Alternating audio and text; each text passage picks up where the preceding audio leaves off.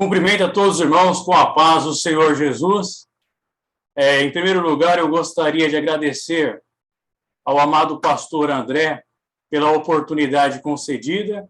Para mim, é um prazer imensurável estar com os irmãos do grupo EBD em questão, um grupo o qual eu faço parte, aprendo muitas coisas sobre a palavra de Deus, todo dia tem alguma coisa nova, onde tem exímios professores, doutos ensinadores, para a glória do Senhor Jesus. Hoje, então, nós vamos falar a respeito de Eliseu, o homem de Deus. É a lição de número 7 deste trimestre, o qual nós estamos estudando sobre os reis de Israel.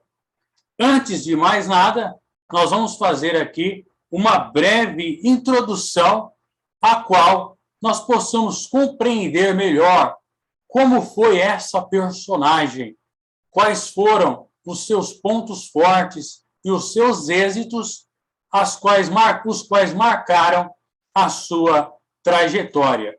Porque poucas pessoas na Bíblia tiveram tamanho privilégio de tantas vezes serem chamadas de homem de Deus, tal qual foi o profeta Eliseu. Meus amados irmãos, nós podemos perceber, para nós compreendermos como que se deu o ministério do profeta Eliseu, nós precisamos fazer algumas ressalvas, voltar em alguns pontos, nos quais já foram abordados no decorrer deste trimestre em lições anteriores. Antes de mais nada, nós podemos falar a respeito do profeta Elias, o qual, fugindo para o sul, ou seja, o reino de Judá, passando além de Berseba, chegando em Horebe, que também é chamado de Monte Sinai, o profeta Elias ouviu uma voz mansa, suave e delicada. Essa voz era a voz de Deus falando com ele, que ainda existiam 7.000 verdadeiros adoradores em Israel, os quais adoravam ao Senhor Deus em espírito e em verdade, e que ele ainda tinha algumas missões a cumprir, quais sejam: primeiramente, ungir a Azael rei sobre a Síria. A Síria, apenas como fruto de curiosidade, a Síria é um termo grego, na realidade. Tanto é que em hebraico e também nos termos originais, o mais correto é Arã, ou reino de Arã, ou arameus de Damasco. Mas, devido às traduções, chegou-se para nós o termo Círios. Então, ele deveria ungir Azael em lugar de Ben-Hadad II, que era o atual rei, naquele momento, da Síria. Ele também tinha que ungir Jeú, rei sobre Israel. E, por fim, ele também deveria ungir Eliseu de Abel-Meolá, que ficava uma cidade que ficava no Vale do Jordão, seu sucessor. Portanto, a trajetória de Elias a trajetória final se deu com essas seguintes missões. Observemos, meus queridos irmãos, que após o Senhor falar com Elias, Elias foi até Abel-Meolá, melhor dizendo, aonde encontrou Eliseu, o qual dominava sobre 12 juntas de bois, e ele estava sobre a 12ª, e lançou-lhe a sua capa, o qual ele, reconhecendo isso, foi falar com seus pais, fez uma festa e seguiu os passos de Elias. Partindo dali, o principal objetivo, o qual Eliseu deveria fazer, era combater o culto à divindade pagã chamada Baal. Baal era considerado o deus da tempestade, ou o deus também da fertilidade. Existiam várias variantes de Baal, tanto é que na Síria, Baal era chamado de Haddad. Entre os povos que migraram de Canaã para a Babilônia, fundindo com outras divindades, Baal passou a ser chamado também de Bel. Observe que Baal, que é considerado deus da tempestade, ele é a mesma figura do Zeus grego ou do Júpiter romano, tendo em vista que Baal era uma divindade fenícia e os fenícios tinham um processo ali de globalização incrível através de rotas marítimas e levou essa influência para aquelas regiões. De certa forma, estava aí iniciando o aprendizado de Eliseu com Elias, que deveria promover, ou melhor, despromover o culto a Baal. O início do ministério de Eliseu, ainda voltando na lição anterior, ele foi marcado por diversos milagres. Hoje, conforme a lição, nós vamos apenas analisar 3 antes de chegarem na Naamã, senão a gente vai entrar na lição de número 8, né? E vai ter uma outra palestra a respeito da lição de número 8. Então, vamos focar no início do ministério do profeta Eliseu. Quando Elias estava prestes a ser arrebatado aos céus, ele foi em 3 lugares. Ele dizia para Eliseu: olha, Eliseu, hoje o Senhor me chamou para ir para Betel. Hoje ele me chamou para ir para Jericó. Fica aqui. Mas Eliseu, naquela persistência, disse: para onde o Senhor for, eu irei. Talvez até mesmo com certos receios, porque anteriormente o rei Acasias tinha mandado soldados atrás de Elias e desceu fogo do céu e os consumiu. O último reconheceu o poder de Deus e foi poupado. Por fim, em sua terceira tentativa, Elias disse que iria para além do Jordão, mas Eliseu prontamente se dispôs. Observe que os filhos dos profetas, essa escola de profetas, foi fundada pelo profeta Samuel. Pelo profeta Samuel, ele fundou essa escola de profetas. Então, os filhos ou os discípulos dos profetas chegavam para Eliseu e diziam assim: olha, é hoje que o vosso Senhor será tomado aos céus. Então Eliseu dizia: eu bem sei, calai-vos. Talvez o que Eliseu queria dizer é: eu já estou sabendo, não precisa lembrar que ele vai ser tomado hoje. E isso aconteceu 2 vezes. Até que, quando Elias chegou no Jordão, lançou a sua capa e o Jordão se abriu. Lembra muito aquela passagem de Josué e os israelitas, quando o Jordão se abriu, ou até mesmo do Mar Vermelho se abrindo para os israelitas. E, enquanto Elias dizia para Eliseu pedir o que ele quisesse, Eliseu disse que queria a sua porção dobrada de seu espírito. Elias prontamente disse que era uma coisa muito dura. Todavia, se o mesmo o visse sendo elevado aos céus, tal pedido lhe seria concedido. Estando eles ainda falando, veio uma carruagem. Observe que há um certo equívoco, até mesmo por parte de alguns pregadores e também alguns ensinadores. Claro que não é algo assim, né, que faça fugir totalmente do contexto, mas é bom de se observar. Esse equívoco está entrelaçado no fato que Elias ele não foi elevado aos céus numa carruagem de fogo. A carruagem de fogo veio, desceu para separá-lo de Eliseu, que era o seu sucessor. Essa foi a função da carruagem de fogo. Porque Elias ele foi levado aos céus num redemoinho. Então veio a carruagem e o profeta Elias foi levado aos céus num redemoinho. Conforme foi dito na lição anterior, Eliseu ele pediu uma porção dobrada, não é porque o mesmo almejasse fazer o dobro de milagres de Elias, embora as narrativas dos próximos capítulos nos digam que ele realizou o dobro de milagres de Elias. Mas o que o profeta Eliseu queria, até então, era simplesmente ser o seu sucessor legítimo. Observe que em Deuteronômio, capítulo 21, versículo 17, é-nos dito que o primogênito recebia uma porção dobrada da herança.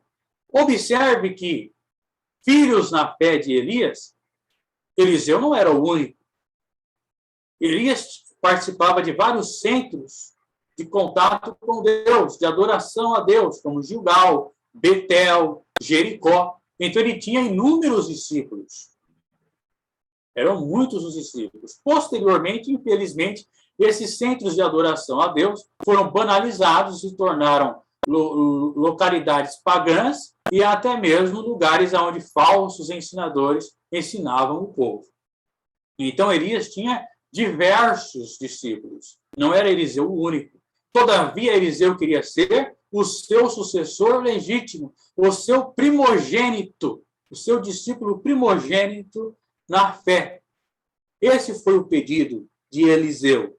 E conforme a gente vê a narrativa, como ele viu o que sucedeu a Elias, Elias lançou-lhe a capa, e a capa simbolicamente representava a autoridade que Elias tinha, foi passada a Eliseu, tornando, portanto, Eliseu o primogênito dos discípulos de Elias, recebendo a porção dobrada. Observe que, até antes de Elias fazer aquele desafio no Carmelo, até antes daquele momento, os profetas estavam escondidos. Obadias lá, um soldado fiel, escondeu-se de 50 em 50 em uma caverna. Só que eles tinham medo de se manifestar. E após isso, eles voltaram a se manifestar. Micaías, um outro profeta que falou com o rei Josafá, e etc. Então, o ministério profético recebeu um reavivamento. Portanto, muitos outros profetas começaram, aqueles que estavam escondidos, passaram a aparecer de novo, a exercer a sua função profética. Mas, enfim, não é o foco aqui da aula de hoje. Então, o primeiro sinal que representava a autenticidade do ministério profético de Eliseu foi ele ter lançado a sua capa sobre o Rio Jordão. A capa de Elias, que foi outorgada a Eliseu, simbolicamente teria o mesmo valor que a vara representava para Moisés e Arão ali no Egito. Então Eliseu saiu e disse: onde está o Senhor Deus de Elias? Observe bem, significava que Eliseu não sabia quem era o Senhor? Ou que o Deus de Elias não era o mesmo Deus dele? Não, pelo contrário. Ele simplesmente estava pedindo um sinal da autenticidade de seu ministério profético. E quando ele lança a capa no Jordão, divide-se em dois e ele passa a seco. O que vem dos filhos dos profetas de Jericó prostraram-se e disseram: nós aqui somos teus servos. Ou seja, foi confirmado o ministério profético do homem de Deus. Meus amados irmãos, então, dando continuidade aqui, após abrir o Jordão, os homens que viram Eliseu e reconheceram a autenticidade de seu ministério profético, eles disseram que tinha 50 homens valentes, bravos, e insistindo com Eliseu por diversos dias. Até que Eliseu, não aguentando mais, deixou esses 50 homens irem procurar Elias nas redondezas e nos montes, e não o acharam mais, porque para Deus ele foi tomado. Tanto é que a expressão hebraica usada para Elias, para o arrebatamento de Elias, é a mesma expressão utilizada para referir-se a Enoque. Vendo, portanto, que o espírito de Elias repousava sobre o espírito de Eliseu, inicia-se Elias o seu ministério profético, o qual será o tema aqui, né, nós já fizemos a nossa introdução, será o tema aqui da nossa palestra de hoje. O ministério de Eliseu foi marcado por diversos acontecimentos extraordinários. Porque, na realidade, um milagre, ele vai totalmente fora, totalmente a par da racionalidade humana. Por isso que nós não podemos explicar um milagre, provar um milagre, detalhar um milagre, porque é algo irracional aos olhos do homem. Todavia, Deus transformou as coisas loucas deste mundo em sábias, e as sábias ele transformou em loucas. Onde já se viu um homem abrir um rio com uma capa? Onde já se viu um morto ressuscitar? Onde já se viu um alimento se multiplicar? Todavia, são fatos extraordinários, os quais marcam a vida de um servo de Deus. Partindo dali, Eliseu encontrou 42 rapazes. 42 rapazes.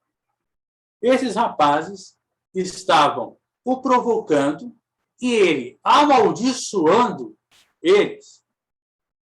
Saíram 2 ursas do bosque e despedaçaram esses 42 rapazes.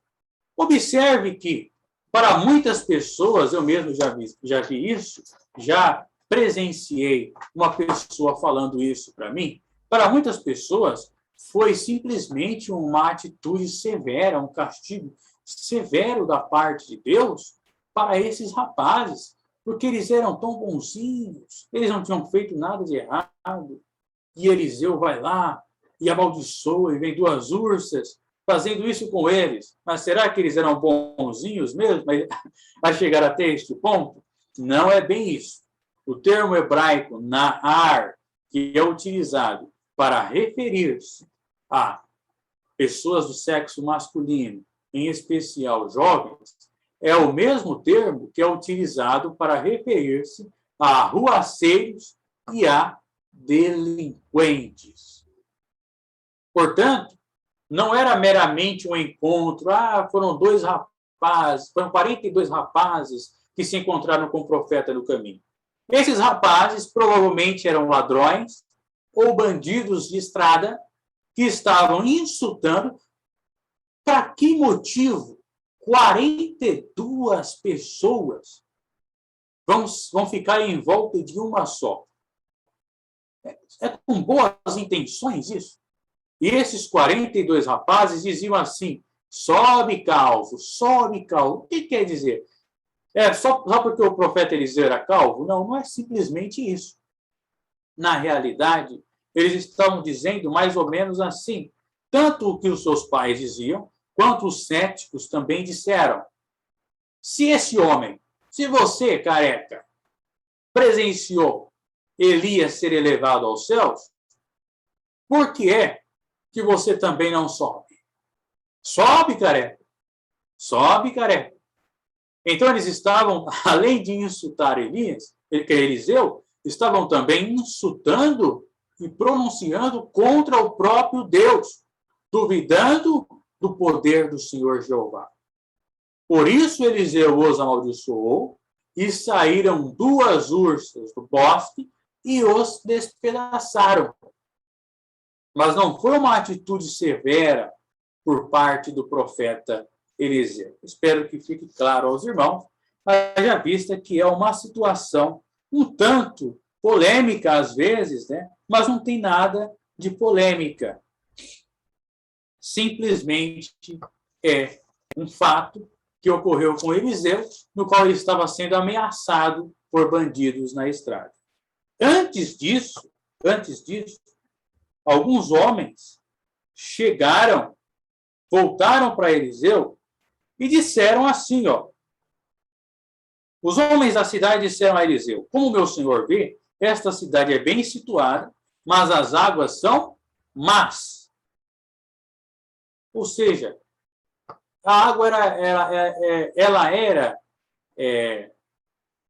sabe aquele tipo de água totalmente insalubre, uma água que faz mal, uma água que, apesar de ser potável, é cheia, é contaminada, é cheia de doenças? Era esse tipo de água que tinha lá. E a terra era estéril. Só que ele disse, me traz uma tigela nova. Olha só, e põe sal nela. Talvez eles estranhassem. Mas o que tem a ver colocar sal com água? Quando ele colocou sal ao manancial das águas e colocou sal nela, ele disse, assim diz o Senhor, sarei estas águas, jamais causarão morte nem esterilidade. E as águas ficaram sãs. Deu-se início o ministério de Eliseu. Chegando no capítulo de número 3, nós presenciamos aqui uma situação muito inusitada, porque nós vamos falar de 3 personagens, 3 reis. O rei de Israel, o rei de Edom e o rei de Moabe. Observe que, após a morte de Acabe, o rei de Moabe se chamava Mesa ou Messa. Conforme todos nós sabemos, os moabitas são descendentes de Ló, de seu filho Ben-Ammi. E sempre eles tiveram certa rixa, certa rivalidade com os israelitas. Então, quando ele soube que Acabe morreu, ele iniciou uma revolta. O sucessor de Acabe, que foi Acasias, nada fez, porque ele reinou por pouco tempo. Mas Jorão, que era outro filho de Acabe, haja vista que Acasias não tinha filhos, Jorão foi e iniciou um processo. Ele não deixou do jeito que estava. Ele iniciou um processo de guerra. Haja vista que o rei Mesa tinha se revoltado contra Israel. Mesa era idólatra, o principal deus que ele adorava era Quemos. Jorão foi um mau rei, mas não tão mau quanto seu pai, Acabe, ou sua mãe. Haja vista que ele retirou aquele altar de Baal que Acabe fizera, todavia ele prosseguiu com os mesmos pecados de Jeroboão, filho de Nebate, que fez pecar a Israel, colocando bezerros tanto em Betel, em Dan, quanto em Betel.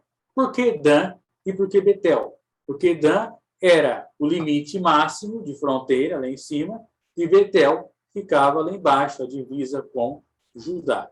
Então, com medo de que os israelitas, quando fossem para o templo adorar a Deus em Jerusalém, fizessem uma revolta contra ele, Jeroboão iniciou um culto sincrético, pagão, e aí nós entramos numa situação que deve ser explanada, que o maior pecado de Israel não era a idolatria a Baal.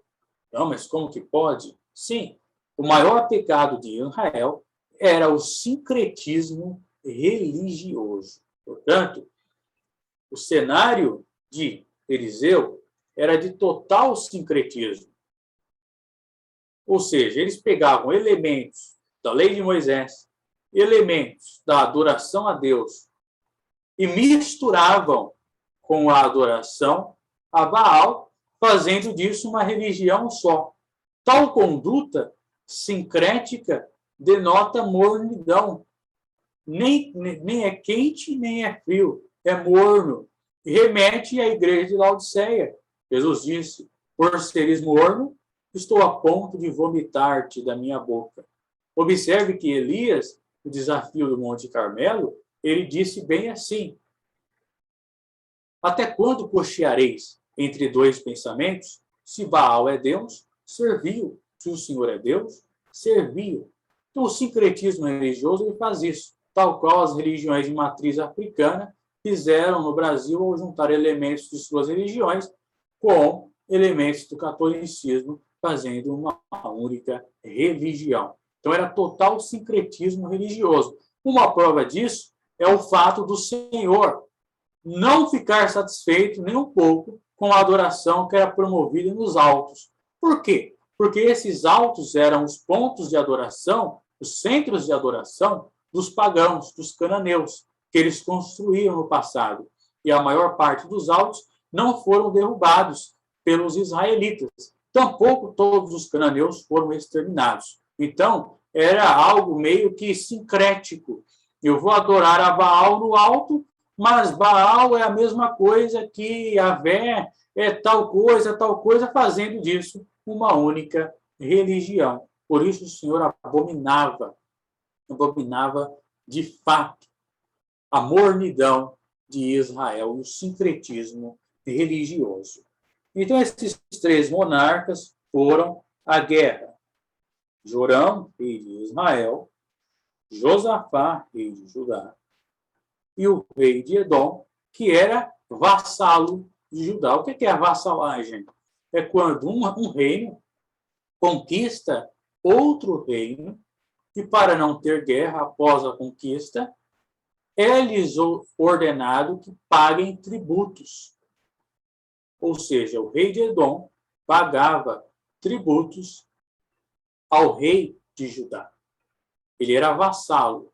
E quem conquistou Edom já era há muito tempo. Foi Davi, juntamente com Joabe, o qual ele feriu, se eu não me engano, 12 mil ou 10 mil edomitas no Vale do Sal. E eles, desde aquela época, eram vassalos de Israel e, posteriormente, de Judá. Foi também Jorão, rei de Israel, filho de Acabe, e Josafá, que era filho de Asa. Nós podemos observar que, após a divisão do reino, houve uma série de reis no Reino do Norte e uma série de reis no Reino do Sul, só que no Reino do Norte, com exceção ali de Jeú, que foi um rei razoável, todos os reis foram maus. E no Reino de Judá, vez ou outra surgia um bom rei. Então teve no Reino de Judá Roboão, Abias. Roboão foi mau, Abias foi mau, Asa foi bom e Josafá foi bom. Então, enquanto Acabe, ou melhor, enquanto Omri e os reis anteriores reinavam em Israel, Asa reinava em Judá. E ele foi um bom rei. E depois veio seu filho Josafá, que também foi um ótimo rei. Josafá instituiu, isso é importante para nós que gostamos da escola bíblica dominical, Josafá instituiu verdadeiros centros de ensino educacionais a respeito da lei de Moisés. Ele promoveu os primeiros ensinos. Até então existia ensino, é claro, mas não de forma ali contextualizada, tão organizada quanto na época de Josafá. E ele promoveu esses centros de ensino educacional sobre a lei de Moisés. Instituiu professores, mestres e doutores, a fim de que ensinassem tanto os jovens quanto os adultos a respeito da lei do Senhor. Ele, conforme o seu pai Asa, ele proibiu a idolatria no reino de Judá e também ele retirou de Judá os rapazes escandalosos. Quem seriam esses rapazes escandalosos? Esses rapazes escandalosos eram, na realidade, prostitutos cultuais de Baal. Eles eram homossexuais. Eles vendiam o seu corpo, faziam relações sexuais, fosse com mulheres ou com homens, para aderir à adoração a Baal. Então, eles eram também homossexuais. E Josafá expulsou de Judá estes rapazes escandalosos. Não sabemos para onde eles foram, mas devido ao declínio moral de Israel, provavelmente foi a primeira parada deles após serem expulsos de Judá. Josafá teve todo aquele cenário, né, conforme os irmãos sabem, quando foram fazer guerra contra ele, e ele chamou os levitas para cantar, e foi grande o livramento para Judá. Foi um rei que confiava no Senhor Deus. Foi um rei que dedicava-se a Deus e fez o que era reto aos olhos do Senhor. Como o tempo é escasso, não dá para nós entrarmos no mérito da vida de Josafá. Todavia, alguns pontos foram negativos na vida de Josafá, porque ele fez aliança com o rei de Israel, Acabe. Dessa aliança houveram alguns problemas, os quais vão ser mencionados nas lições posteriores dessa aliança. Ele tiveram filhos dele, teve Jorão, teve Acasias, que também teve uma aliança com Atalia, certo? Atalia foi mãe de Acasias, é outro Acasias, é claro, não é aquele do reino de Israel, mas é aquele do reino de Judá. São muitos nomes parecidos. Tem 2 Jorão, tem 2 Acasias, tem um Jeoás, tem outro Joás. Então, são muitas personagens de nomes homônimos. Por isso que alguns irmãos têm certa dificuldade, é claro, para memorizar tantos nomes. Né? Tem 2 Acasias, tem 2 Jorão, tem 2 Joás. Era um costume, eu acho, um costume até mesmo familiar, de colocar aqui nomes repetidos, homônimos, de até mesmo algumas outras pessoas que haviam falecido. Enfim, houveram problemas por causa dessas alianças de Josafá, primeiramente com Acabe e depois com Jorão, que era filho de Acabe. Tanto é que ele foi repreendido por um profeta, e esse profeta disse que os navios que ele tinha mandado para Tarsis, onde seria a Espanha, não iriam prosperar. E não prosperaram, quebrando em Ezion-Geber. Mas, tirando esse lado um pouco negativo, que o servo do Senhor não pode fazer aliança com o ímpio, bem-aventurado o varão que não se assenta na roda dos escarnecedores.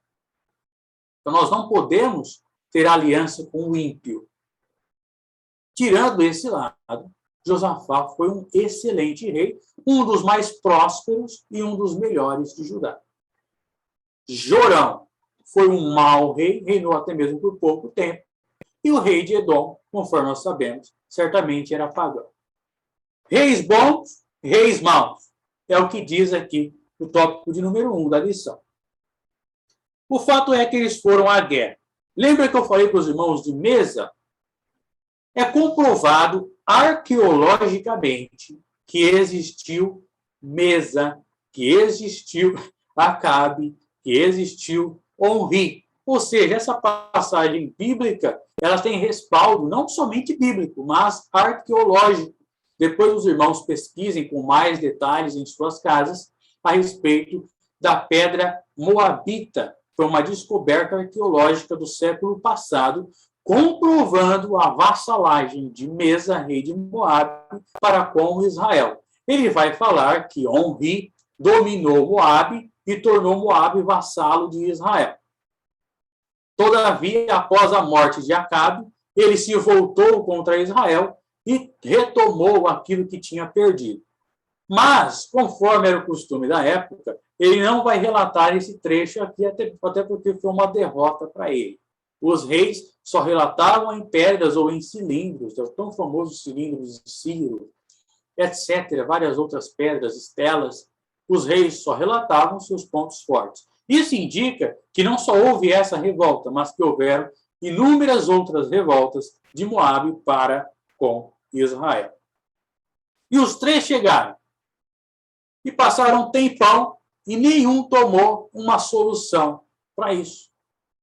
3 reis, 3 cabeças pensando, e ninguém achava uma solução de derrotar o arraial dos Moabitas.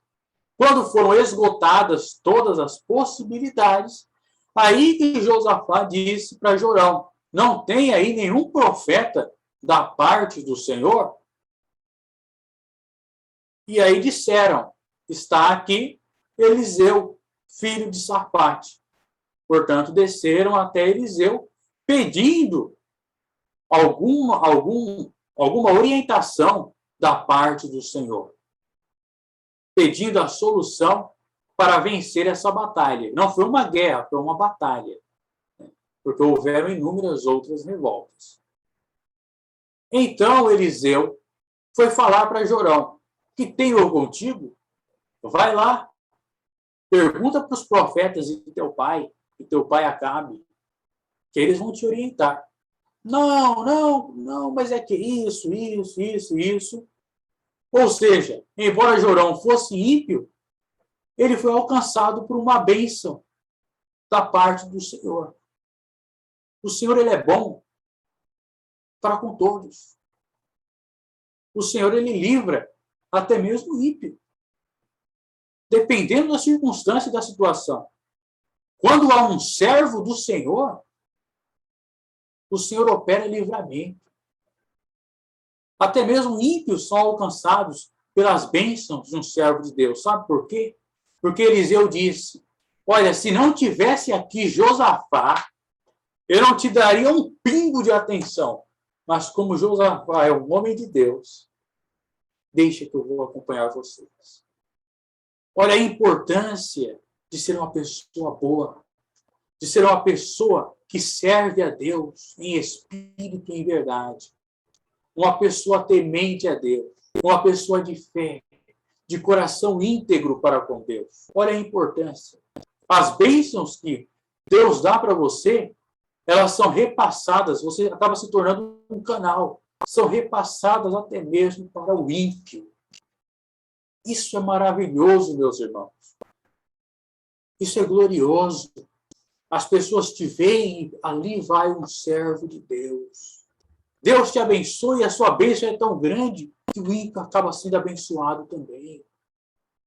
Isso é maravilhoso.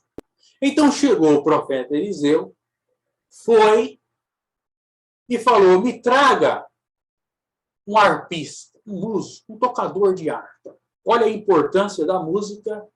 Não sei se tem algum irmão, professor que está nos assistindo, que é músico, mas olha a importância de tocar verdadeiramente com o coração íntegro para Deus. Quando o arpista começou, ele nem estava tocando muito, ele começou a dedilhar a harpa, veio a palavra do Senhor para Eliseu. Fazei neste vale muitas covas, porque assim diz o Senhor, não vereis vento, não vereis chuva, todavia este vale se encherá de água.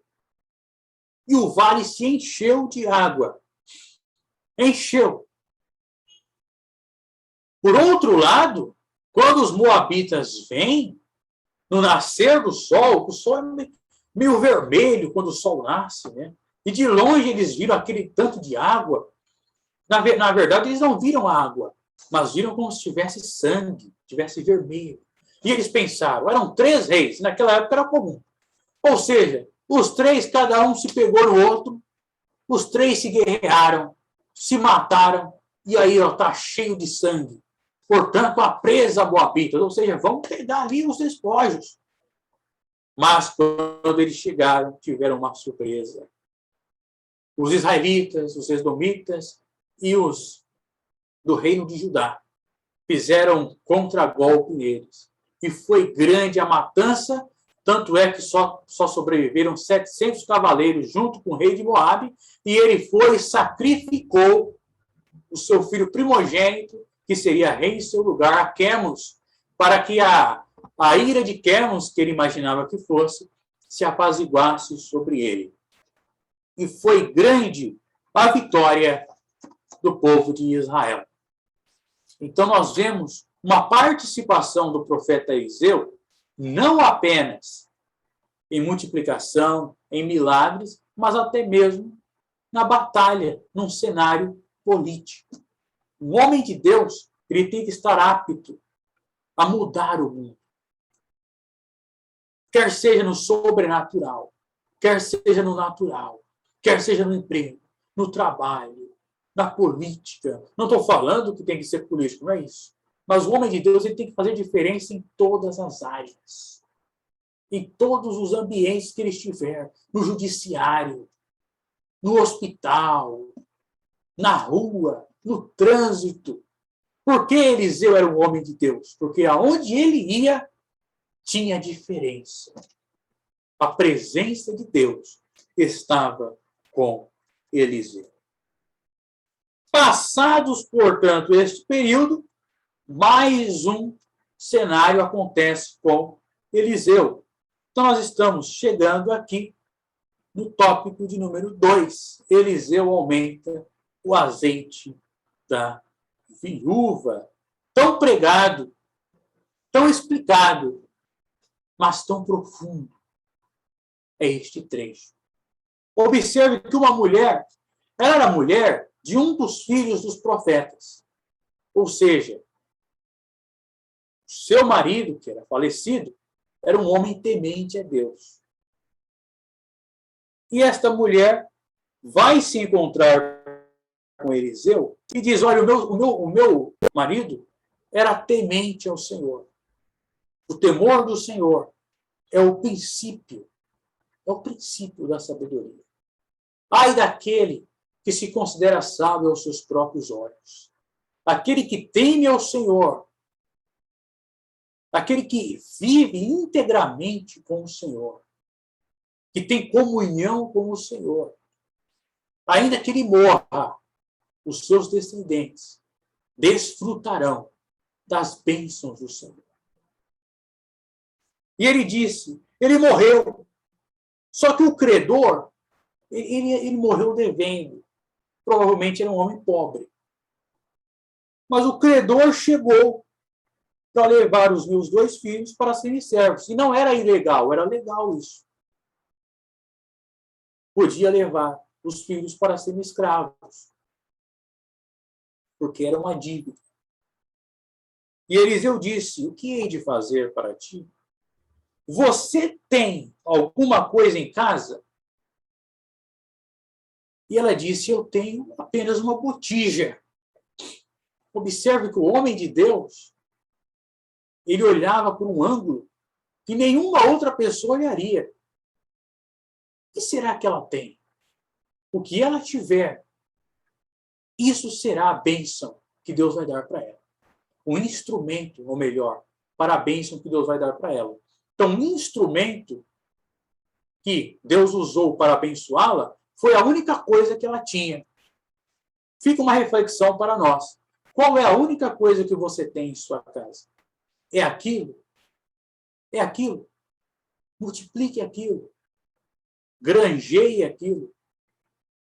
E então ele disse, vai, pegue emprestadas vasilhas, ou pegue mais, multiplique essa botija, você só tem uma.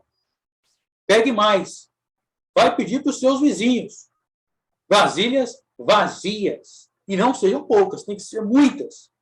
Depois você entra, fecha a porta sobre os seus filhos e sobre ti, deita o azeite em todas aquelas vasilhas e põe a parte a que estiver cheia. O azeite representa a unção. Você tem unção? Sim. Pegue a única coisa que você tem, granjeie e misture com a unção que você tem, com o azeite. Que aí você vai ver que haverá uma multiplicação extraordinária. A situação das viúvas em Israel nos tempos bíblicos era muito difícil. Tanto é que após a morte de Eliseu, o profeta que lhe sucedeu, que foi Amós, também Oséias, fizeram diversos vaticínios. Por quê? Porque as viúvas eram desprezadas. Tiago escreveu que a verdadeira religião é cuidar dos órfãos e das viúvas. Só que naquele ambiente tão pecaminoso, coitados dos órfãos, coitadas das viúvas, não tinha suprimento, não tinha alimento, passava necessidade, ninguém ajudava. Todos eram movidos por torpe ganância. Por isso que Amós profetizou para as mulheres que viviam em Bazã, que tinham tudo do bom e do melhor, só que não ajudavam o próximo. Podia uma dessas mulheres ajudar as viúvas? Podia, mas não queria. Era ganância, era idolatria, era declínio moral, era uma sociedade perversa. Se lembra muito dos dias de hoje. A mesma situação, só muda o cenário. Os mesmos pecados, só mudam as pessoas. Faltava suprimentos. Numa situação complicada, dívidas e a ameaça de filhos serem vendidos como escravos. Só que Deus ouviu o clamor, porque o homem, o marido dela, era temente a Deus. E Deus ouviu o clamor daquela mulher. E a ordem era derramar em cada vasilha um pouco do azeite que ela possuía. E ela teve 3 pontos cruciais que todo servo de Deus deve ter: fé, obediência e família unida. O que é fé? Fé é você ver algo, ou melhor, é você não ver algo e crer. A fé ela pode ser natural, ela pode ser sobrenatural, e nós temos também a fé salvífica. Portanto, a fé natural é aquela fé que você é meio que óbvio, sabe? Ah, as nuvens estão negras. As nuvens estão negras, então, é um dia de verão, vai chover. Eu presumo, é a fé presumida. Ou seja, não é uma fé que agrada a Deus, é algo natural, xoxa, comum. A fé sobrenatural, opa, não tem uma nuvem no céu, mas eu creio que vai chover. E a fé salvífica, eu creio na minha salvação, eu creio que Jesus Cristo é o Filho de Deus. Eu creio que Deus é o Criador. Eu creio que Deus me preparou uma morada nos céus. É a fé salvífica. E essa mulher teve a fé sobrenatural. E a fé sobrenatural caminha junto com a fé salvífica. Haja vista que sem fé é impossível agradar a Deus. Fé é olhar além do visível, além do imaginável, além de todas as esperanças, e mesmo assim, crer.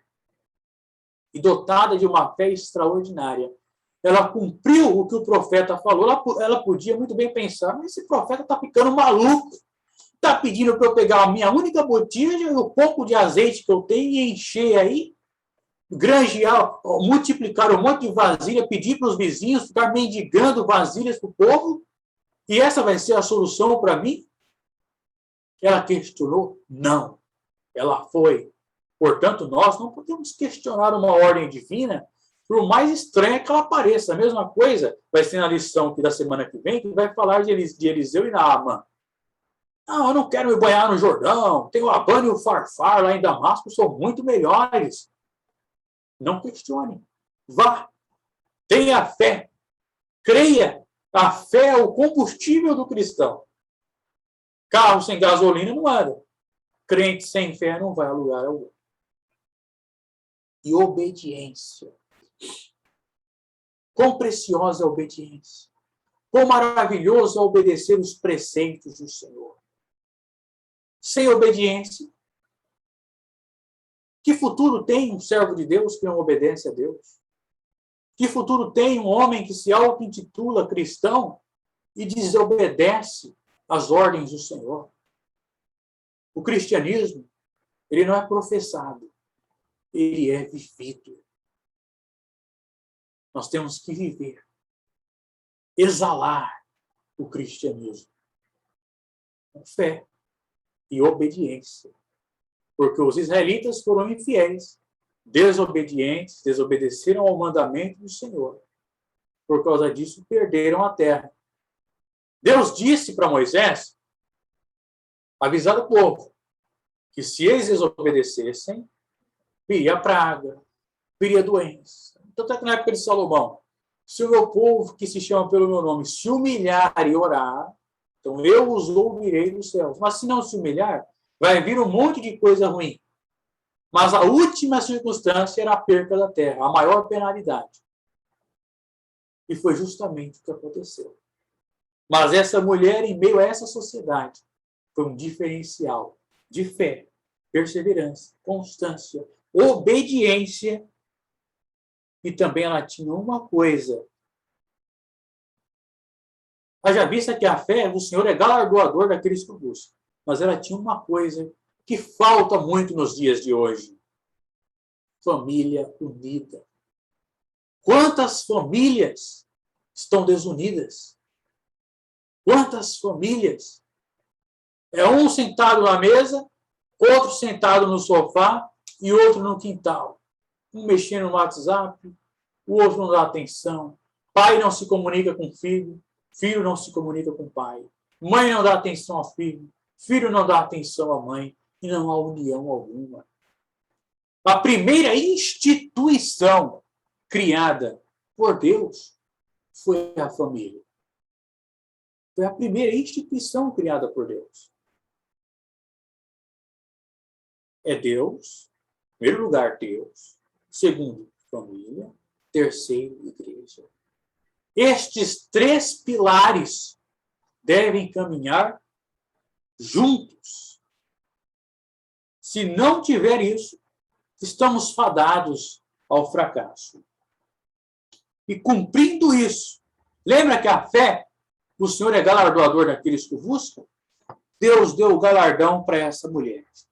Partiu dele, fechou a porta sobre si e sobre seus filhos. Estes lhe traziam as vasilhas e ela as enchia. Cheias todas as vasilhas. Disse ela a seu filho, traz-me mais uma vasilha. Mas ele respondeu, não há mais vasilha nenhuma. Então o azeite parou. É até onde Deus quiser. É tudo limitado por Deus. Foi ela e fez saber ao homem de Deus, e ele disse, vai, vende o azeite, paga a tua dívida, tu e teus filhos vivem do resto. A bênção foi tão grande, o galardão foi tão grande, que além dela pagar a dívida, foi para a vida toda. Foi para a vida toda. Vamos prosseguir. Pretendo ser um pouquinho resumido. É muito bom. É maravilhoso falar sobre esse profeta Eliseu, meus irmãos. Ele é muito falado, mas ele é pouco aprofundado. É muito bom. Seriam necessárias horas e horas falando sobre o profeta Eliseu. Todavia, o tempo é escasso. Antes de mais nada, eu gostaria de fazer uma breve leitura do livro de 2 Crônicas, capítulo de número 21, versículo 12, só para dar um detalhe aqui. Acho que eu acabei não detalhando essa parte é muito importante. Olha só.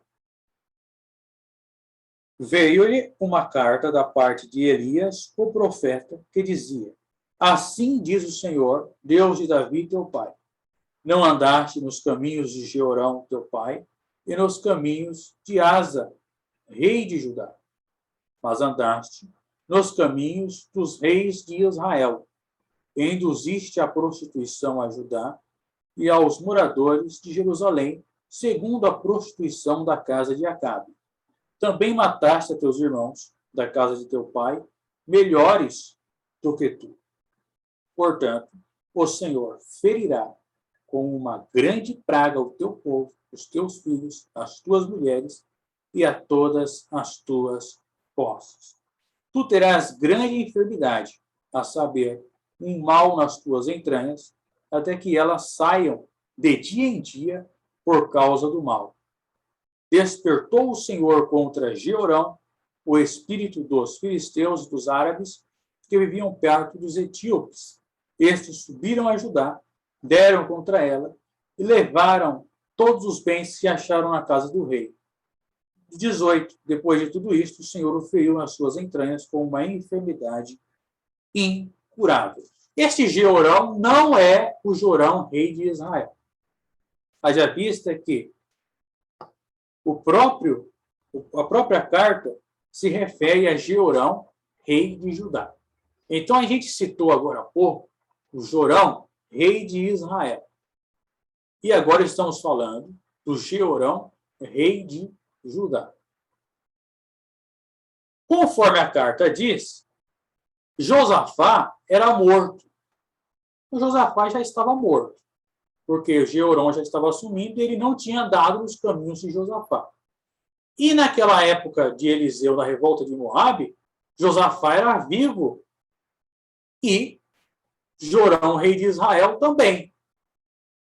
Mas então, se Josafá era vivo, por que é que veio uma carta da parte de Elias, sendo que Eliseu, que era o profeta sucessor naquele momento?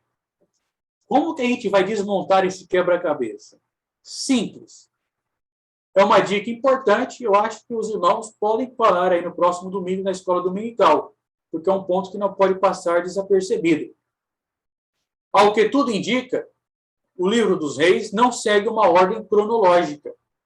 Portanto, antes mesmo de Elias ser elevado aos céus, Eliseu já atuava conjuntamente como sucessor de Elias, embora não fosse oficial, só foi oficial depois, que ele até pediu a porção dobrada. Mas Eliseu, como um discípulo de Elias, já era um dos profetas sucessores, embora não fosse o primogênito oficial que se deu depois. Portanto, por isso que Josafá era vivo. E como o relato bíblico está falando a respeito do ministério de Eliseu, ele volta um pouco antes do fato do arrebatamento de Elias. Portanto, o capítulo de número 3 se deu antes, o relato do capítulo de número 3 se deu antes do relato do capítulo de número 1. Espero que não tenha ficado complexo, mas não seguiu uma ordem cronológica. Então, o relato do capítulo de número 3 se deu antes do relato do capítulo de número 1. Espero que os irmãos tenham entendido, porque veio uma carta de Elias em uma eventual época a qual Josafá já era morto. Então, Elias já estava prestes a ser arrebatado, mas ele enviou essa carta para Jeorão, não é o Jorão de Israel, mas sim Jeorão, rei de Judá. Certo? Então, vamos prosseguir. Esse Jeorão foi um Jeorão ímpio que fez aliança com a família de Acabe, se casando com a filha de Acabe, Atalia, e por causa disso, quase que toda a descendência de Davi, igual vai ser abordado nas lições posteriores, foi exterminada. Mas sobrou o rei preservado por Joiada, o rei Joás. Mas não é o foco da lição de hoje. Peço até desculpas em ter voltado essa temática, mas eu achei interessante abordar isso, porque é uma ordem não segue uma ordem cronológica. Então, os fatos do capítulo 3 são antecessores ao capítulo de número 1. Certo? Então, vamos prosseguir. Tópico de número 3, já estamos concluindo. Vamos falar agora sobre o terceiro milagre, que também foi importante e foi realizado pelo profeta Eliseu, a respeito da panela. Tinha uma morte nessa panela. O que será que estava acontecendo nessa panela? Eu acho que as professoras devem até gostar dessa parte, né? Quando se fala da panela, lembra da cozinha? Tinha essa panela, tinha uma morte na panela, porque veio um alimento que era tóxico. Cuidado, meus irmãos, com plantas. Plantas são tóxicas. Não é todo tipo de planta que deve ser ingerida. Há plantas extremamente tóxicas que matam. Planta mata. E foi justamente isso que aconteceu. Vamos fazer uma breve leitura. Segundo Reis, capítulo de número 3, versículos. Perdão, capítulo de número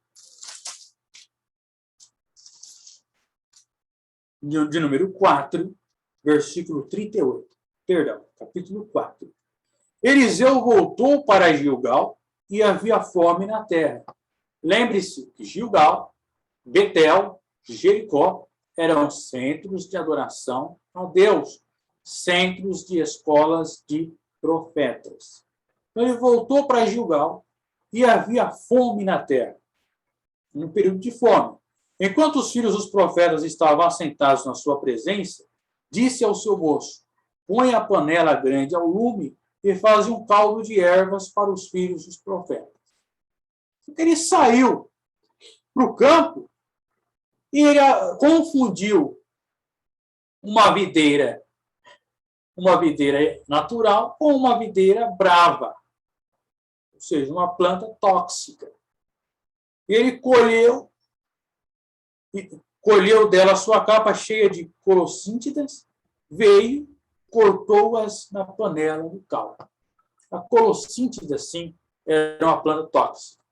Uma videira brava, não. A videira brava ela tinha espinhos. Né? O problema aqui não foi a videira, mas sim a colossíntida. É uma planta. E ele colocou no caldo. Só que ninguém percebeu. Ninguém viu. E assim tiraram de comer para os homens. O pessoal vai comer. Quando colocou na boca, eles disseram, tem coisa errada aí. Tem morte nessa panela.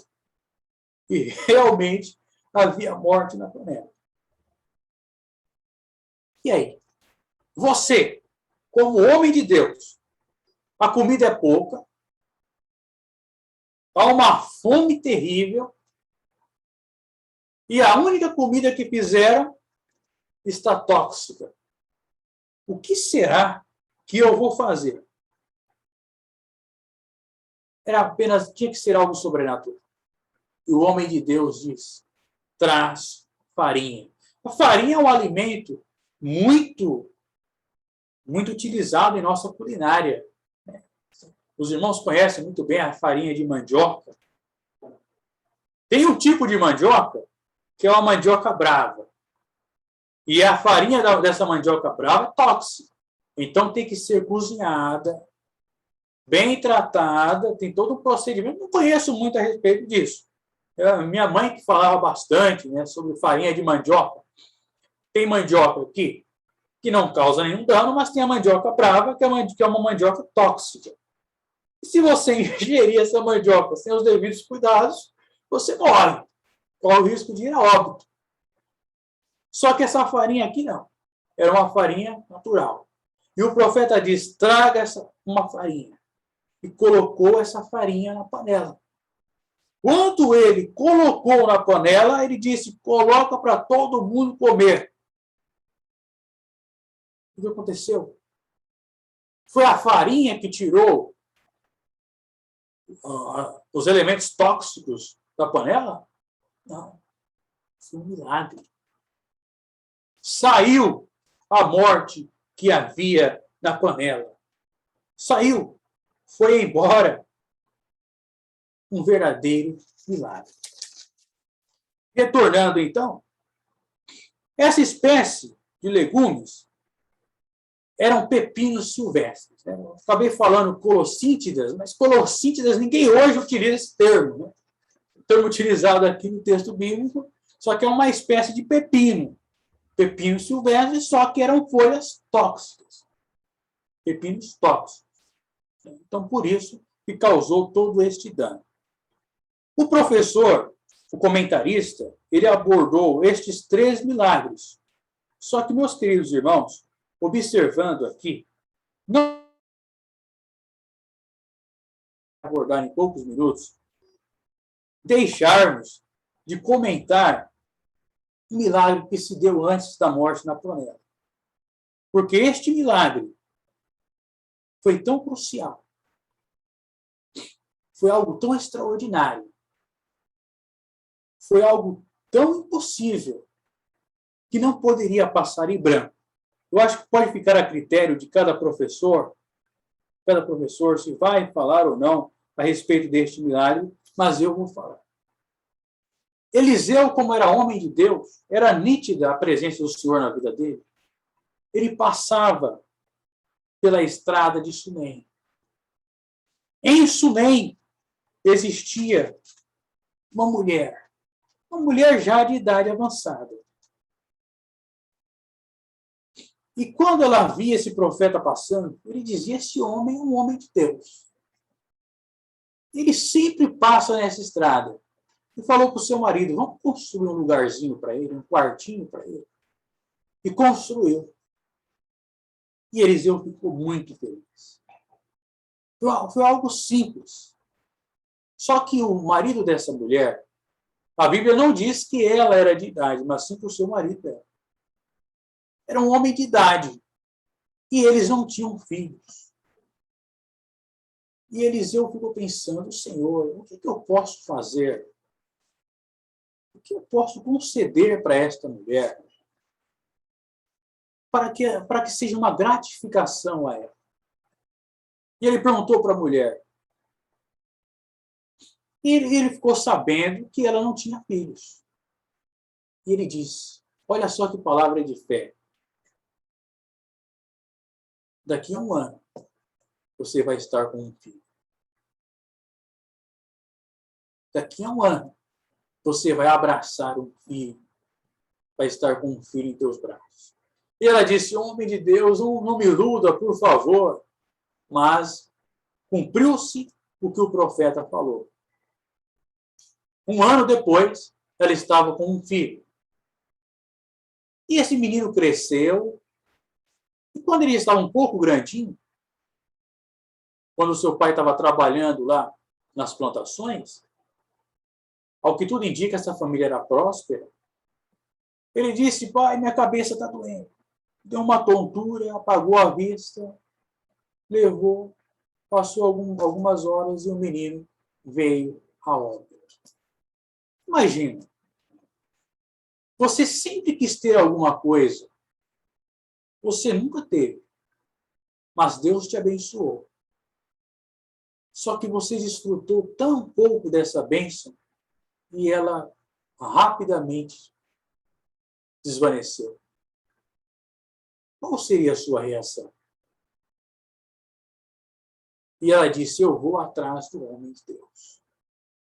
O marido falou, não, mas ele está longe. Não, eu vou atrás. E ela foi ao bardou um jumento e foi atrás do homem de Deus. E o menino morto. Quando o homem de Deus avistou ela pelo monte, deixou ela se aproximar e ela chegou muito angustiada mesmo. Se prostrou. Geazi, que era servo de Eliseu, falou, não, mestre, não, deixa ela assim. E ela se prostrou. Enquanto ela se prostrou, ele disse, essa mulher está muito amargurada. Todavia, o Senhor não me fez saber qual que é o motivo da amargura dela. Então ela disse, Senhor, eu não te falei, homem de Deus, que não me iludisse? Pois o meu filho morreu. E o homem de Deus disse a Geazi, vai lá, ao monte do seu jumento. Não cumprimente ninguém na estrada, não pare para nada. Vá até o menino. Geazi foi, só que não repousava sobre Geazi a unção do Espírito de Deus. Tanto é que ele chegou e nada aconteceu. E ele voltou. E o próprio Eliseu foi lá. Chegou no quarto do rapaz. Encostou os seus lábios nele. Encostou o seu corpo sobre o corpo dele. Orou ao Senhor. Soprou. O menino espirrou 7 vezes e retornou a viver. Que milagre extraordinário. Que situação encantadora. Que presença de Deus na vida do homem de Deus. Foram muitos os milagres que Eliseu realizou. Todavia, hoje, não vamos poder abordar todos, infelizmente. Estamos, portanto, já nas considerações finais. Mas eu gostaria de citar, vai ser abordado nas próximas aulas, alguns fatos da vida de Eliseu, os fatos cruciais, ou seja, dos milagres que ele realizou. Primeiro, ele abriu o Rio Jordão com a capa, sarou as águas de Jericó, amaldiçoou os rapazes e as 2 ursas. Um detalhe, aquela região da Palestina tinha ursos naquela época que foram extintos, juntamente com os leões também. As ursas os despedaçaram. Ele deu água a 3 reis, falou sobre, ou melhor, orientou 3 reis e teve água em um lugar árido, porque aquele local era árido, e teve água sem chuva e sem vento, água aos 3 reis e aos exércitos, o azeite da viúva. Ele orou para Deus abrir a madre da sunamita, ele ressuscitou o filho da sunamita, ele tirou a morte que havia na panela, colocando farinha, mas não foi a farinha que tirou a toxicidade, foi um milagre. Foi apenas um símbolo do poder de Deus. Multiplicou os pães, que é um milagre também extraordinário, só que não vamos poder citar hoje, para 100 pessoas. Tanto é que o servo retrucou, não, mas como eu vou alimentar essa multidão? Mas todos foram alimentados, foi a primeira multiplicação de pães na Bíblia, e nós temos as clássicas 2 multiplicações de pães de Jesus para as multidões, milhares de pessoas no Novo Testamento. Curou Naamã da lepra, vai ser o tema da próxima aula. Segundo a sua palavra, devido à desobediência de Geazi, o mesmo foi atingido por lepra. Ele fez um machado flutuar. Olha só um outro detalhe.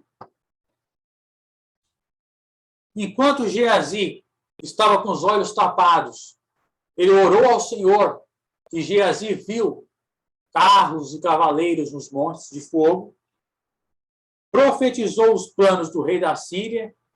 O rei pensou que tinha um espião, só que nada era... todos os planos que ele tramitava contra Judá eram frustrados. O que está acontecendo? Tem algum espião entre nós? Não, é o homem de Deus. Cegueira para o exército dos sírios, é muito boa essa história. Restaurou a cegueira do exército sírio, profetizou sobre o fim da fome, aquela clássica história dos leprosos. Tá? Fuga dos sírios com o som das carruagens, os 4 leprosos no acampamento dos sírios, profecia da morte do oficial do rei de Israel, profecia de 7 anos de fome, profecia da morte de Ben-Hadad, a crueldade de Hazael com Israel, profetizada por ele. Jeú destruiria a casa de Acabe. Ele chamou um dos filhos dos profetas para ungir Jeú, rei sobre Israel. Profetizou que profecia de que Gedas feriria os sírios em Afeca. Gedas feriria os sírios, mas sem consumi-los. E, no seu leito de morte, ele profetizou o rei Jeoás, que foi falar com ele, não é o Joás de Judá, mas sim o Jeoás de Israel, que ele feriria os sírios no leito de... Perdão. A letra aqui está muito... Jeoás, né? Gedas, que isso, professor? Está doido? Não existe Gedas. Eu até achei estranho, né? Gedas, de onde vem esse Gedas? Jeoás feriria os sírios, mas sem consumi-los, né? Aquela flecha, né, que ele jogou, feriu a terra apenas 3 vezes, deveria ferir mais. E enquanto ele morreu, colocaram ele lá no túmulo, uma tropa de assaltantes passou e jogaram um cadáver. Quando o cadáver tocou no túmulo dele, tornou a viver. Esse homem realizou milagres até quando morreu. Que homem extraordinário! Portanto, este é o ministério de Eliseu. Jesus disse que Eliseu operou milagres, se não com Naamã, o sírio da cura da lepra. E vai ser o tema da próxima lição. Deus abençoe a todos os irmãos. Espero que os irmãos tenham compreendido. É muito bom falar sobre este homem de Deus. Passo a palavra para o professor e pastor André. Agradeço ao grupo EBD em questão pela atenção. Peço desculpas por ter passado um pouquinho, alongado um pouquinho a mais, porque essa lição ela é muito temática e é muito histórica, e para falar sobre Eliseu seriam necessárias horas e mais horas. Deus abençoe a todos. Amém.